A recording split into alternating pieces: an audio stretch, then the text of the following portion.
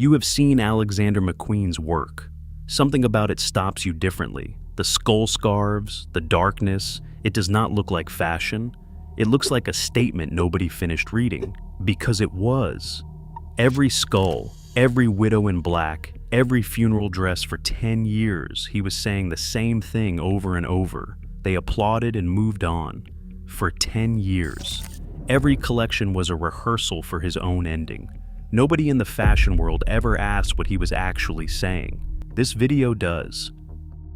In the autumn of 1995, a 26-year-old designer from Stratford in East London presented his third collection at London Fashion Week. The show was called The Birds, after the Hitchcock film. Models walked out in torn clothing, their bodies wrapped in bandages, their faces obscured. The clothes looked like something that had survived a disaster. What nobody wrote about, what nobody asked, was why a 26-year-old with a gift for construction and tailoring, a man who had trained on Savile Row, who understood proportion and line better than almost anyone in London, was making clothes that looked like wounds. Alexander McQueen grew up in Stratford in a council house, the youngest of 6 children. His father drove a taxi. He left school at 16 and talked his way into a job on Savile Row, where he spent 2 years learning to cut a jacket the traditional way, by hand, with a precision that would later make fashion editors describe his construction as architectural. He went to St. Martin's, completed his master's collection in 1992, and Isabella Blow, the stylist and fashion editor who would become one of the most important figures in his life, bought every piece from it. He was 23. Within 3 years, the industry was watching him. The clothes he made were technically extraordinary. That was never in question. What was in question, what nobody ever quite managed to ask directly, was what he was doing with that technical mastery, because the things he made were not just beautiful, they were obsessive. They returned to the same images, the same silhouettes, the same symbolic vocabulary, year after year, with a consistency that went beyond aesthetic preference into something that looked more like compulsion. The skulls appeared early, not just on scarves, throughout his collections, rendered in beading, in embroidery, in print, in hardware on jackets and bags. Widows appeared, funeral dress appeared, Highland mourning dress appeared in the collection called Widows of Culloden in 2006, built around the women who lost their men at the last battle fought on British soil. Victorian mourning culture appeared, the imagery of the dying, the grieving, the already gone. It was not occasional, it was structural. It was the architecture beneath the clothes. Sit with that for a moment. This was not a designer who made one dark collection and moved on. This was a designer who spent his entire career making essentially the same argument about mortality, dressed in different historical references each season, but always returning to the same point. And the fashion world, the critics, the buyers, the editors, the celebrities who wore his scarves without attending his shows, engaged with the surface and not with what was underneath it. In 2003, McQueen presented a collection called Scanners, which used brain scans and medical imaging as print motifs. In 2005, he showed The Man Who Knew Too Much, referencing both Hitchcock and a general condition of knowing things you cannot unknow. In 2006 came Widows of Culloden. In 2007, in memory of Elizabeth Howe, Salem, 1692, named after a woman executed in the Salem witch trials. In 2008, The Girl Who Lived in the Tree, a fairy tale about isolation and transformation. In 2009, The Horn of Plenty, a show staged in a giant pile of garbage, referencing fashion's own excess and waste. Each collection was reviewed. Each collection received analysis of its historical references, its technical construction, its cultural provocations. What none of the reviews ever quite addressed was the through line, the thing that connected Scanners to Widows of Culloden to The Girl Who Lived in the Tree, the thing that made a man who could make anything keep making this. Isabella Blow, the woman who had bought his entire graduate collection and championed him from the beginning, killed herself in 2007. McQueen was affected by her death in ways he talked about in interviews, but perhaps never fully articulated. The following year's collection bore her influence explicitly.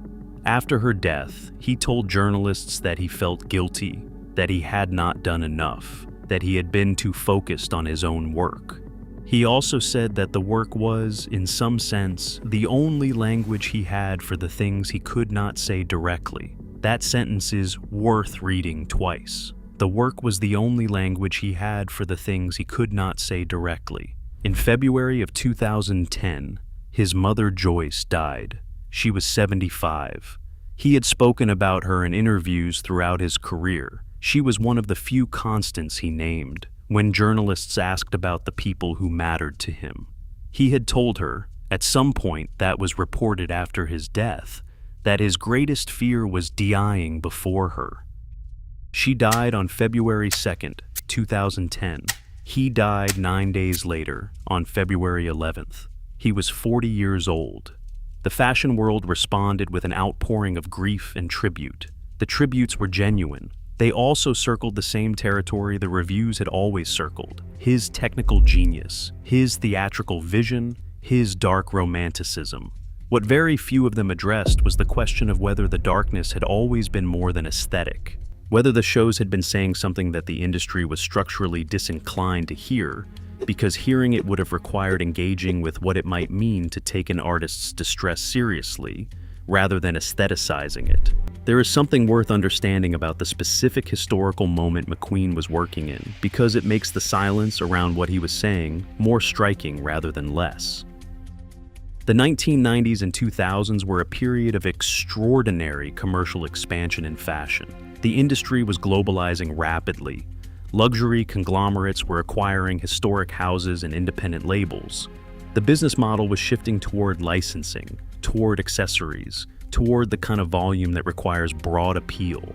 In that context, a designer who was making difficult, dark, mortality-saturated work and still achieving commercial success.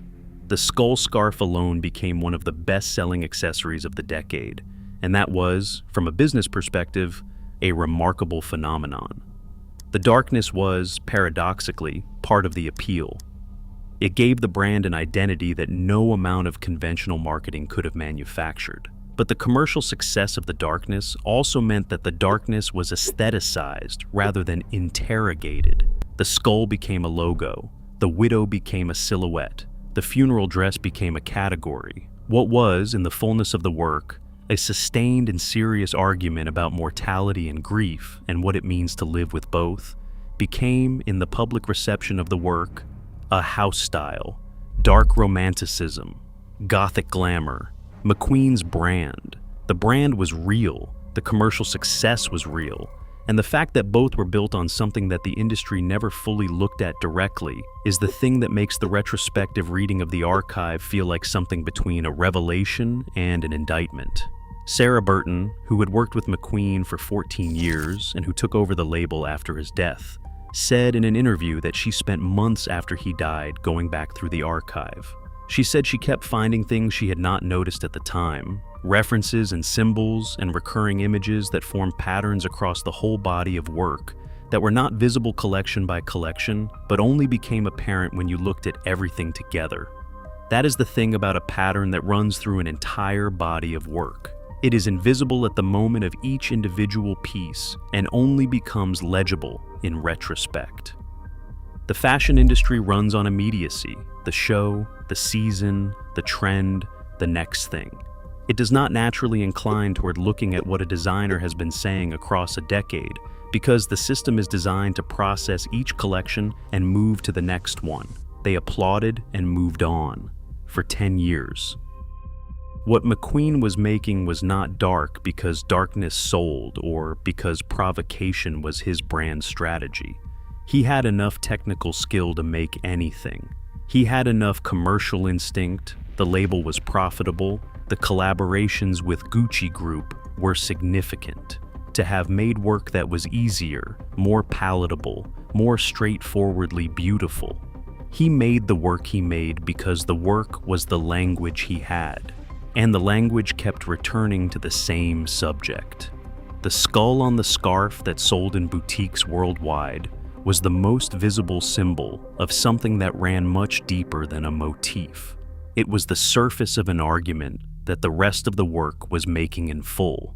Most people bought the surface without looking at what was underneath it, which is precisely the condition McQueen was describing, the way that meaning can be hidden in plain sight, present in every piece, visible to anyone who looked at the whole instead of the part, and yet somehow never quite seen. The collections were the answer to a question nobody thought to ask. What is this man actually saying? Not this season, all of it, together. What does the whole thing mean? The work is still there, the archive is still accessible. And the question that nobody asked while he was alive to answer it is the question that the clothes themselves answer, if you read them the way he made them, not one at a time, but as the sustained and specific argument of a person who had one language and used it completely. The skull scarves are still in boutiques. They still stop people differently than anything around them. Most people who pick one up feel something they cannot quite name, a weight, a darkness, something that does not feel like fashion. That feeling is not aesthetic. It is the sensation of being in the presence of a message you have not yet read. He made it that way on purpose. He made all of it that way on purpose. And the statement that nobody finished reading while he was alive is still there in every piece, waiting for someone to read it from the beginning.